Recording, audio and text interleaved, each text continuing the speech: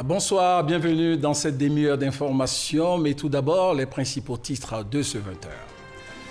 À l'ordre du jour de ce Conseil des ministres, la situation sécuritaire du pays en général et en particulier le règlement du conflit foncier dans les départements de Guiglo et de Blot-le-Quin. Il a été également question de la rationalisation de l'orpaillage. Vous saurez tout sur ce Conseil des ministres dans quelques instants. Et puis, le président béninois a quitté Abidjan ce matin après une visite d'amitié et de travail au cours de laquelle il a échangé avec le président Alassane Ouattara sur les questions liées au renforcement de la coopération entre Abidjan et Cotonou. Le monde entier célèbre ce mercredi la Journée internationale de la fille, une journée pour mettre en lumière un certain nombre de préoccupations. La rédaction vous propose un état des lieux des grossesses en milieu scolaire en Côte d'Ivoire. 4000 cas enregistrés cette année. Complément d'information dans ce 20h. Et puis, au Libéria, les populations sont dans l'attente des résultats de l'élection présidentielle organisée hier, annoncée pour ce mercredi. Les premiers résultats seront certainement connus dans les prochains jours. En attendant, le président de la commission électorale appelle au calme. Voilà, pour le sommaire, soyez les bienvenus dans ce parcours de l'actualité nationale et internationale. Commençons par le palais présidentiel avec ce compte-rendu du Conseil des ministres. C'est avec Awa Touré. Le Conseil des ministres, ce mercredi 11 octobre, présidé par le chef de l'État, le président de la République Alassane Ouattara, s'est penché sur la situation sécuritaire générale sur l'ensemble du territoire. L'occasion aussi pour le gouvernement de dresser le bilan de l'opération Épervier. Le bilan provisoire de l'opération Épervier, qui est à sa 3e édition, fait état de l'arrestation de 8 grands trafiquants de drogue, de la saisie de 900 kg de drogue, de la saisie de 922 armes blanches, de la fermeture de 128 fumoirs, de l'interpellation de 2200 personnes, dont un certain nombre de mineurs, de la fermeture de 28 gares anarchiques. Le conflit foncier dans les départements de Guiglo et Blot-le-Quin préoccupe au plus haut point le gouvernement qui entend tout mettre en œuvre pour un retour rapide des déplacés et la réhabilitation des établissements scolaires et autres infrastructures incendiées. Les tensions entre les communautés Oué, Baoulé et Burkinabé dans ces deux départements ont conduit à des affrontements ouverts. Le bilan est le suivant à ce jour. 2 morts enregistrés le 2 octobre 2017, 11 personnes blessées, 4 campements incendiés et pillés, 18 écoles primaires fermées et pillées, 5 483 personnes déplacées dans les sous-préfectures de Zéago, département de Blot-le-Quin, et de Kaadé, dans le département de Guiglo. 1500 déplacés ont pu regagner leur lieu habituel d'habitation à ce jour, après la signature d'un accord le samedi 7 octobre 2017. Nous pouvons dire qu'aujourd'hui, il n'y a plus d'affrontements. La situation est globalement calme. Le Conseil a instruit le ministre de l'Intérieur et de la Sécurité, l'ensemble des ministres concernés, à l'effet de renforcer de manière diligente les mesures d'ordre sécuritaire, d'ordre sanitaire, d'ordre humanitaire, en vue notamment d'apporter aux populations concernées toute l'assistance dont elles pourraient avoir besoin. Une enveloppe budgétaire a été dégagée par le gouvernement de 659,7 millions de francs CFA. La lutte contre l'orpaillage illicite va se renforcer. Le Conseil a ainsi adopté une communication relative au programme national de rationalisation de l'orpaillage et de fermeture de sites illicites. Cette opération de fermeture des sites illicites d'orpaillage s'est déroulée du 3 au 17 septembre 2017, conformément au renforcement du dispositif gouvernemental de lutte contre l'orpaillage illicite. Cette opération de fermeture des sites est à sa 4e édition. Elle a abouti notamment au démantèlement de 228 sites d'orpaillage sur l'ensemble du territoire national, à l'interpellation de 64 personnes ainsi qu'à la destruction d'environ 7000 abris de fortune, de plusieurs centaines d'engins et d'équipements d'exploitation minière. Il faut indiquer que dans la dynamique de cette opération de lutte contre l'orpaillage anarchique, le gouvernement a décidé d'accélérer le processus de délivrance d'autorisation d'exploitation minière afin de permettre l'installation d'opérateurs légaux et de consolider les actions de déguerpissement. Ainsi, 49 autorisations d'exploitation pour l'or ont été octroyées, dont 41 pour l'exploitation minière semi-industrielle et 8 pour l'exploitation artisanale. Le porte-parole du gouvernement a par ailleurs indiqué que le président de la République Alassane Ouattara va effectuer les 16 et 17 octobre une visite de travail et d'amitié au Ghana, à l'invitation du président ghanéen Nana Akufo-Addo. Une visite qui se situe dans le cadre du renforcement des relations de coopération entre la Côte d'Ivoire et le Ghana. Comme annoncé dans les titres, le président béninois a quitté Abidjan ce matin après une visite d'amitié et de travail au cours de laquelle il a échangé avec le président Alassane Ouattara sur les questions liées au renforcement de la coopération entre Abidjan et Cotonou. Il a été aussi également question de la coopération sous-régionale. Il faut noter que c'est la deuxième fois que Patrice Talon effectue une visite d'amitié et de travail en Côte d'Ivoire depuis son élection à la tête du Bénin le 20 mars 2016. Parlons maintenant de cette mission économique effectuée les hommes d'affaires indiens en Côte d'Ivoire, mission marquée par un forum ivoiro-indien organisé par la Chambre du commerce et d'industrie de Côte d'Ivoire. Le reportage de Sey Justine Djiké. Porte d'entrée d'un marché sous-régional de quelques 300 millions de consommateurs, un cadre juridique et un environnement favorable à l'investissement privé tant national qu'international. Ainsi se présente la Côte d'Ivoire aux hommes d'affaires indiens au cours du Forum économique ivoiro-indien. C'est donc à la fois des opportunités pour nos opérateurs, pour nos partenaires qui arrivent de l'extérieur et puis pour ceux qui ont envie de faire des affaires sécurisées en Afrique de l'Ouest.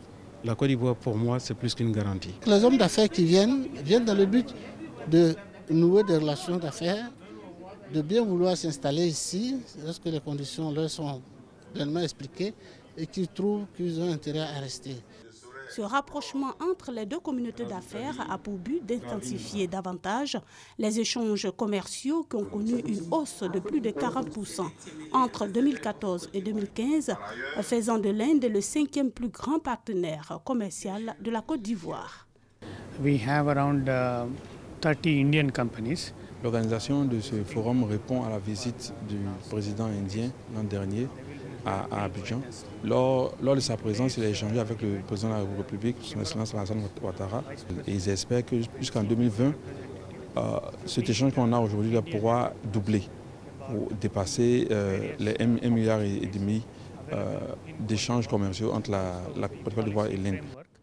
La Côte d'Ivoire exporte vers l'Inde en général les produits agricoles, notamment la noix de cajou, les fruits tropicaux et le cacao transformé, et importe de ce pays des produits pharmaceutiques et les véhicules automobiles.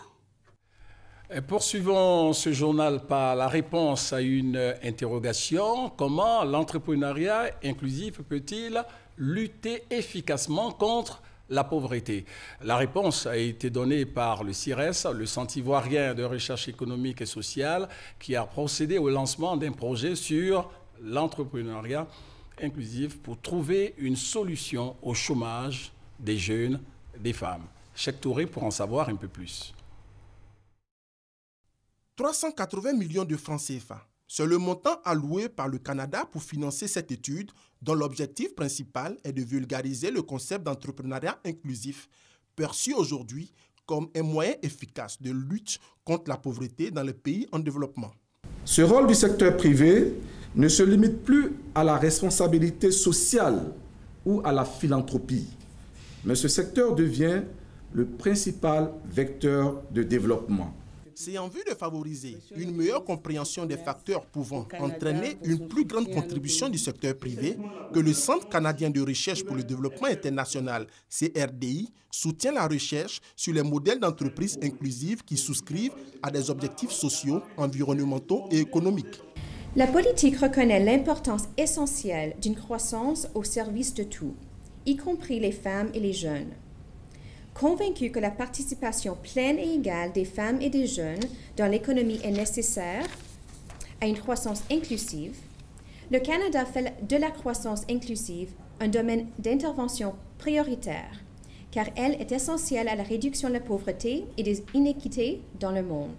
Selon l'Organisation de coopération et de développement économique, OCDE, la croissance rapide et l'amélioration du niveau de vie dans les pays en développement créent une demande de biens et de services par des personnes à faible revenu évaluée à 2500 milliards de francs CFA par an. En Côte d'Ivoire, les résultats de cette étude permettront d'accélérer le développement de l'entrepreneuriat inclusif. À mesure que les entreprises approfondissent les investissements dans les communautés à faible revenu, elles améliorent l'accès à des produits et services de qualité abordables, améliorent la productivité et génèrent de nouvelles opportunités de revenus et de moyens de subsistance pour les personnes au bas de l'échelle sociale, notamment les jeunes et les femmes. Si l'entrepreneuriat inclusif favorise une croissance inclusive et un développement durable, toutefois, de nombreuses contraintes font obstacle à la promotion de ce type d'entrepreneuriat, à savoir l'absence de cadre légal et réglementaire, l'incapacité des structures de financement conventionnelles à accompagner ce type d'entreprise et l'insuffisance d'infrastructures. Le monde entier célèbre ce mercredi la Journée internationale de la fille. L'édition 2017 de cette journée de sensibilisation a pour thème « Autonomisation des filles avant, pendant et après une crise ». Et selon l'ONU, 62 millions de filles dans le monde en âge d'être scolarisées n'ont toujours pas accès à l'éducation. 15 millions sont mariées de force chaque année avant l'âge de 18 ans. 2 millions sont enceintes chaque année avant l'âge de 15 ans. Et plus de 11 millions de filles âgées de 5 à 17 ans sont actuellement esclaves domestiques dans le monde. À l'occasion de cette journée, la rédaction vous propose un état des lieux des grossesses en milieu scolaire ici en Côte d'Ivoire, une préoccupation du ministre de l'Éducation nationale qui poursuit la lutte contre ce fléau. Le thème de l'année 2017 relatif à la Journée internationale de la jeune fille est « Autonomisation des filles avant, pendant et après une crise ». Cette journée vise à mettre en lumière les besoins des jeunes filles et à répondre aux défis auxquels elles font face. En Côte d'Ivoire, le gouvernement a mis un accent particulier sur les grossesses en milieu scolaire. 4 471 cas de grossesse ont été recensés au cours de l'année 2016-2017 selon le ministère de l'Éducation nationale, de l'enseignement technique et de la formation professionnelle. Ce rapport révèle également que sur les 4 471 cas, 1153, soit le quart, concernent les enfants de 9 à 14 ans. Si ce chiffre est alarmant, il faut dire qu'il est nettement mieux comparé aux années précédentes. De 6 800 cas en 2014-2015, le chiffre est passé de 5 900 cas en 2015-2016 à 4 471 cas en 2017. Dans le souci d'éradiquer le phénomène des filles mères en Côte d'Ivoire, le ministère de l'Éducation nationale, de l'enseignement technique et de la formation professionnelle et plusieurs ONG locales ont initié la campagne Zéro grossesse à l'école. Cela se traduit sur le terrain par l'éducation sexuelle dénommée leçon de vie. Malgré ces campagnes, le phénomène persiste et est de plus en plus précoce. La Journée internationale de la jeune fille permettra aussi de mettre l'accent sur les mariages précoces afin de promouvoir l'autonomisation des filles dans l'exercice de leurs droits fondamentaux. Voilà, élément proposé par Astou Touré. C'est une jeune fille qui a été désignée lauréate du prix RFI Challenge Application Afrique. Il s'agit de Raïssa Banoro. Que représente ce prix? Des éléments de présentation avec Godefroy Okambawa et Astou Touré. Raïssa Banoro, jeune informaticienne ivoirienne, est la lauréate du prix RFI Challenge Application Afrique. Elle a réussi à créer une application mobile dénommée Lucie qui va permettre à tout apprenant de maîtriser les rudiments de l'alphabétisation adaptés à son niveau. Une application d'alphabétisation fonctionnelle pour permettre à toutes ces jeunes filles-là qui n'ont pas eu la possibilité d'aller à l'école ou déscolariser un peu plus tôt, d'avoir la même chance apprendre à lire, écrire, compter pour pouvoir rêver, pour pouvoir être des femmes leaders. Selon les initiateurs, ce prix vise à soutenir le développement des services numériques innovants au profit de l'éducation des filles en Afrique et à promouvoir également l'auto-emploi des jeunes. C'est important que sur Internet, il y ait des initiatives citoyennes qui aident l'intérêt général, qui aident les gens. Et donc pour nous, l'éducation des filles, on sait que c'est un grand défi africain. Puis moi, ça me tient particulièrement à cœur parce que je sais que le savoir, c'est le début de la liberté. De façon fondamentale, les jeunes sont permanents sur des smartphones et c'est leur outil d'expression. Et donc ils excellent en codage, ils excellent dans la navigation.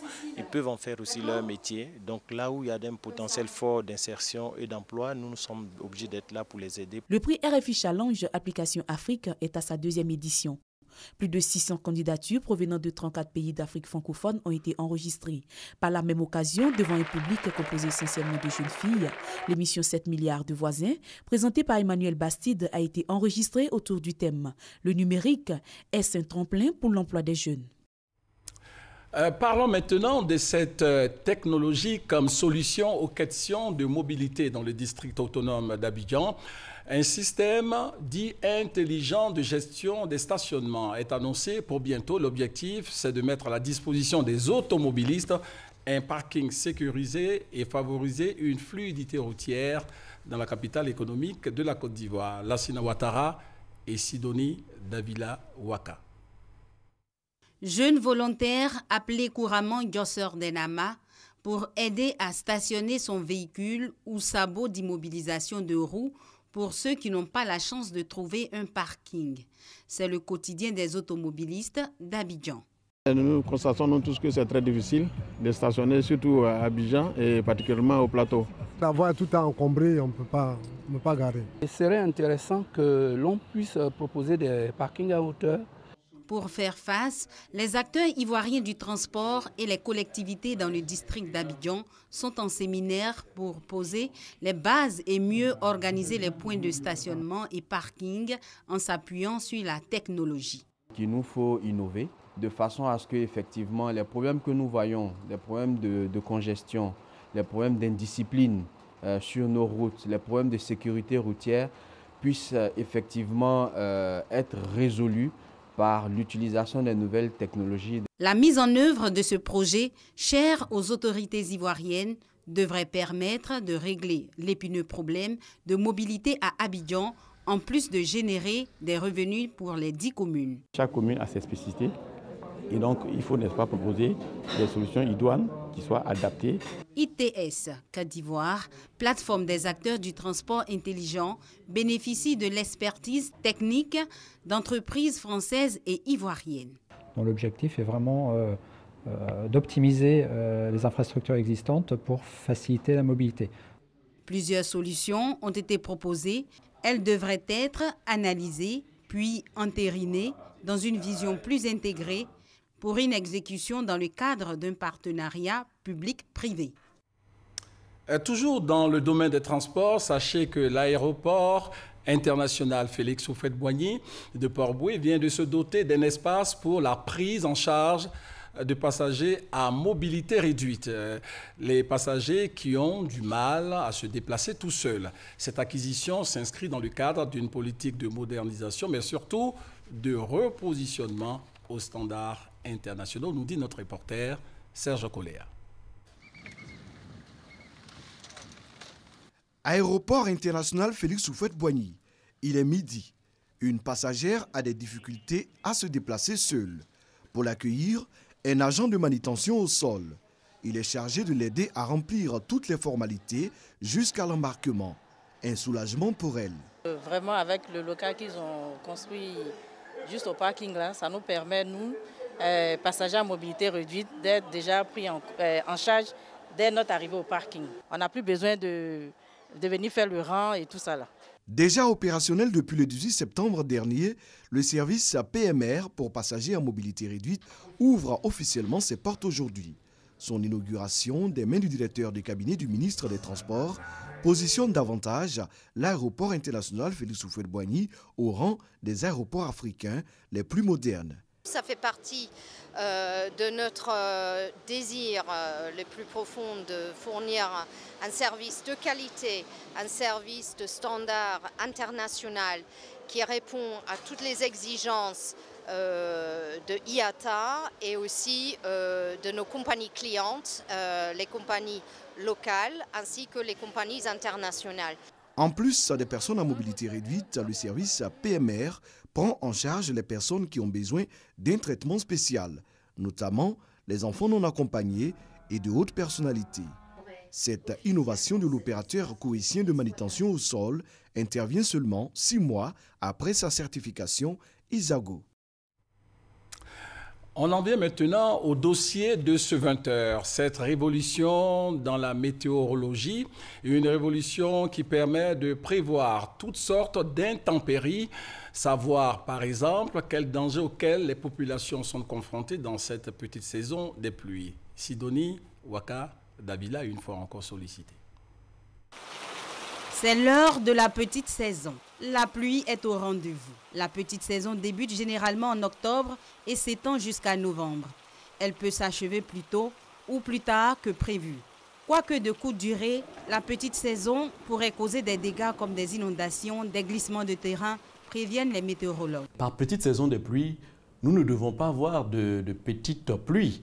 Il peut y avoir des quantités d'eau importantes qui sont générées par les orages que nous pouvons avoir durant cette saison. Donc nous appelons nos populations à de la vigilance et surtout à libérer les zones à risque pour éviter qu'on ait des pertes en vies humaines et en dégâts matériels. Abidjan, la capitale économique depuis plusieurs jours, connaît une forte pluviométrie, tout comme nombre de villes de l'intérieur. Pour mieux gérer les risques ou les prévenir, le service de la météorologie invite les populations à suivre les avis et les alertes donnés régulièrement dans les bulletins météorologiques, à la télévision ou sur le site de la Sodexam, www.sodexam.com. Avec les grandes révolutions que connaît le secteur, le pays s'est doté de parcs météo situés presque dans toutes les zones. Aujourd'hui, avec les images satellites, c'est une grande révolution pour la météo.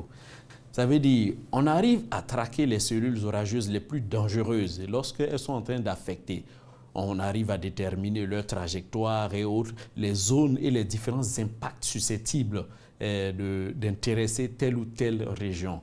On ne peut pas faire des prévisions sur de très longues périodes. Nous pouvons aller à des échéances d'une semaine. Voilà. Et au bout d'une semaine, on peut vous donner des prévisions qui sont vraiment exactes. À partir du parc météo d'Abidjan, qui centralise toutes les informations, il est aisé de traquer n'importe quelle cellule orageuse ou dépression tropicale, tels les ouragans et cyclones, de savoir par exemple si la Côte d'Ivoire est menacée par les ouragans, des phénomènes que connaissent les Caraïbes, le golfe du Mexique, la Floride, le Texas, pour ne citer que ceux-là. Les cyclones ils vont naître vers les côtes sénégalaises et se diriger vers les côtes américaines parce que nous avons dans cette région-là une circulation qui est d'est vers l'ouest au niveau des cellules orageuses qui sont formées. Donc la Côte d'Ivoire n'a rien à craindre dû à sa position qui est proche de l'équateur. Parce qu'il y a cette force naturelle-là qu'on appelle force de Coriolis qui est pratiquement nulle sur nous. Donc les cellules sur nous n'ont pas le temps de pouvoir avoir cette courbure tourbillonnaire qui est très dangereuse. Voilà. Et c'est cette courbure tourbillonnaire que les cyclones ont là, qui vont finir par générer des vents extrêmement forts et des quantités de pluie extrêmement importantes. Et sur la mer, quand les vents vont souffler, ça va encore générer des houles extrêmement importantes. C'est pour ça que vous avez une surélevation du niveau de la mer. Et c'est ça encore qui est dangereux quand ça va aborder ces régions qui sont sur le continent. Si la Côte d'Ivoire a beaucoup plus de chances d'éviter ces phénomènes, pour notre spécialiste, ça pourrait toujours ne pas être le cas pour Madagascar, l'île de la Réunion et l'île Maurice, des pays africains situés sur une trajectoire cyclonique. En 2016, la saison des ouragans a été particulièrement active. Au total, 84 tempêtes tropicales qui portent un nom ont remué les océans et balayé les 4 coins du monde. 7 ont atteint le statut de la catégorie la plus puissante, la catégorie 5. Depuis fin août de l'année 2017, les ouragans Harvey, Irma, José, Maria et autres n'ont laissé que peu de répit aux habitants des Antilles et sud-est des États-Unis. Au départ, c'est des noms de femmes qu'on donnait, les féministes qui se sont plaints. Donc aujourd'hui, on donne un nom masculin, un nom féminin. Donc en général, on regarde dans l'alphabet, on prend tout simplement de la lettre A jusqu'à la lettre Z. Nous avons un calendrier où des noms sont prédéfinis, donc qui tourne autour de 6 années. Donc, au fur et à mesure, on va évacuer les différents noms qui seront utilisés. Et les phénomènes les plus violents seront retirés les noms seront retirés de la liste et ceux qu'on n'a pas utilisés, on reviendra pour vous donner. Selon une étude menée en 2014 par des chercheurs de l'Université de l'Illinois, les ouragans qui portent un prénom féminin seraient plus mortels. En Côte d'Ivoire, Guéhi Cécile est loin d'avoir été un ouragan et mortel. Ce nom féminin, les Ivoiriens l'ont donné avec humour aux fortes pluies et aux inondations qu'elles ont provoquées à Guiglo. La science du temps, de plus en plus efficace, a permis de sauver des vies récemment dans l'ouest du pays, région montagneuse, précisément à Mans, où l'abondance des pluies a engendré des inondations considérables. C'était le dossier de ce 20h. Pas de résultats provisoires ce mercredi au Libéria après le scrutin présidentiel d'hier. La Commission électorale nationale, qui devait annoncer les résultats provisoires, a plutôt fait une mise au point à l'endroit de tous les partis politiques du pays. Face aux rumeurs de résultats donnés par certains partis politiques, eh bien, la Commission a annoncé ce mercredi après-midi qu'elle était la seule commission habilitée à proclamer les résultats provisoires. Les Libériens sont donc toujours dans l'attente des premiers résultats de la présidentielle. Et sur ce sujet, écoutons le président de la Commission nationale électorale, Jérôme Korkoya. Il est rappelé aux partis politiques que c'est la Commission nationale électorale qui est la seule institution du pays à proclamer les résultats officiels des élections nationales. Nous demandons à tous les partis politiques, aux candidats, de même qu'aux électeurs, d'attendre patiemment la proclamation de leurs résultats. La Commission nationale électorale ne sera pas à même de commencer la proclamation des résultats provisoires aujourd'hui. Nous espérons commencer le processus demain. Voilà. Nous allons maintenant tenter de rentrer en contact avec notre envoyé spécial sur place à Monrovia, Gabriel Zani. Bonsoir. Bonsoir David. Alors, vous qui êtes sur place à Monrovia, vous qui avez suivi cette élection, quelles sont les premières tendances qui se dessinent? Alors, la victoire devrait se jouer en grande partie parmi les favoris de la présidentielle, George Weah, le vice-président Joseph Boakai, Sal Brinkin, Benouré et Alexander Comé. Les premiers résultats étaient attendus ce mercredi selon la commission électorale, mais leur proclamation a été reportée à demain jeudi. Avec 20 candidats en liste, on peut dire que le suspense est ressenti et que la probabilité d'un second tour est toujours grande. Alors, Zani, dans ce cas, quelle est l'ambiance qui prévaut sur place? Alors, dans un discours prononcé lundi par Mme Service, la présidente sortante, elle a affirmé que ce scrutin est historique pour le Libéria et que les Libériens devraient démontrer leur volonté de consolider la jeune démocratie. Alors, les Libériens ont donc compris ce message. Ils ont tous intérêt à préserver un climat électoral apaisé. Et d'ailleurs, c'est ce que l'on observe ici à Monrovia depuis ce matin. Alors, plusieurs observateurs internationaux suivent ces élections. Alors, vous qui êtes là-bas, qu'en pensent-ils, ces observateurs? Alors, pour les observateurs, ce double scrutin constitue un test de grandeur nature pour l'armée et la police libérienne, qui ont assuré la sécurité pour la première fois depuis que les 4 pays de l'ONU en voie de retrait du pays leur ont remis cette responsabilité en 2016. Alors, l'Union africaine, la communauté économique des États d'Afrique de l'Ouest et les États-Unis ont déployé des observateurs sur tout le territoire libérien. Alors, dans une déclaration commune produite cet après-midi même, les observateurs ont salué la tenue du scrutin qu'ils ont jugé paisible et je crois que les élections se sont passées dans de bonnes conditions et même nous avons entendu des observateurs, en dehors même de l'Union africaine, nous avons entendu les observateurs de l'Union européenne qui ont dit qu'ils sont satisfaits de la tenue de ces élections au Libéria. Merci à vous, Zani. Vous êtes donc notre envoyé spécial à Monrovia. En Espagne, le chef du gouvernement, Mario Rajoy, a décidé de demander formellement à l'exécutif catalan s'il y a non ou proclamation de l'indépendance de la Catalogne, demande de clarification faite suite à la déclaration faite par Carlos Puigdemont la veille.